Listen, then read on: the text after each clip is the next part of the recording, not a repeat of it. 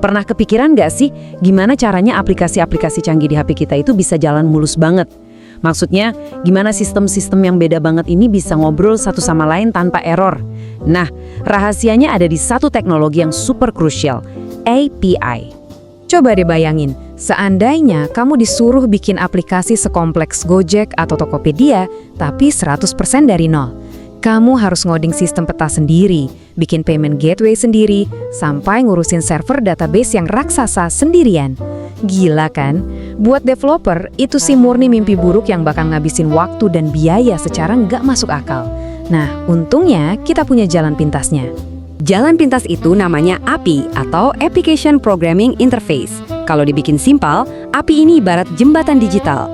Dia ini semacam penerjemah super pintar yang bikin dua aplikasi yang bahasanya beda banget bisa saling ngobrol dan tukeran data dengan aman. Jadi mereka nggak perlu repot-repot belajar bahasa pemrograman internal satu sama lain. Biar gampang, kita pakai analogi restoran aja. Kamu sebagai pelanggan itu ibarat front end yang milih menu. Terus dapur yang masakin makanan kamu itu back end. Nah, API-nya siapa dong? API itu ya pelayannya. Pelayan inilah yang nyatat pesanan kamu, lari ke dapur, terus bawa makanannya balik ke meja kamu. Kamu kan nggak perlu repot-repot masuk ke dapur buat masak sendiri kan? Dan tahu nggak, apa yang bikin konsep ini jadi sebuah game changer? API ini benar-benar memisahkan dua dunia yang beda. Di satu sisi kita punya front end, tempat di mana desainnya cakep, tombolnya interaktif, pokoknya semua visual yang kita lihat. Di sisi lain ada back end, tempat mesin datanya kerja keras. Dengan adanya API, para developer bisa beneran misahin tampilan visual yang cantik ini dari logika mesin yang berat. Pemisahan atau decoupling ini manfaatnya luar biasa loh. Front end cuma tinggal minta data aja, misalnya ngirim request get/API/courses. Terus, back end bakal mikir dan proses logikanya dengan aman, lalu API bakal ngasih balikan data dalam format JSON yang super rapih. Hasilnya, kode front end dan back end gak bakal kusut kecampur-campur. Jadi keduanya bisa dikembangkan dan diupdate masing-masing tanpa saling ganggu.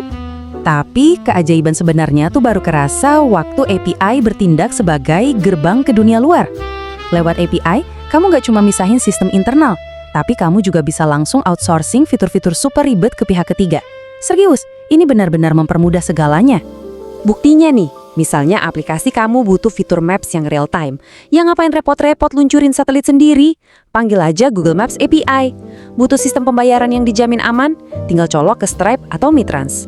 Mau nampilin info cuaca hari ini? Tarik aja datanya dari API BMKG. Semua fitur raksasa ini bisa langsung nyambung mulus banget, tanpa kamu harus pusing mikirin infrastrukturnya dari nol. Efisiensinya beneran gak main-main. Bayangin, cuma dengan satu integrasi API aja, kamu bisa ngehemat ribuan baris kode khusus yang aslinya harus kamu tulis sendiri, manual. Buat bisnis, ini artinya potong biaya dan hemat waktu habis-habisan. Intinya, kita cuma tinggal pakai sistem yang udah terbukti jalan, nggak perlu buang energi nemuin roda yang udah ada. Makanya, ini bawa kita ke prinsip dasar buat para developer zaman now. Kamu nggak perlu bangun semuanya dari awal, pakai aja layanan yang udah ada. Bener banget kan? Sekarang tuh ngebangun aplikasi udah kayak main Lego. Kita tinggal comot dan rakit blok-blok API yang udah terpercaya, dan voila, solusi digital canggih bisa beres dalam waktu singkat.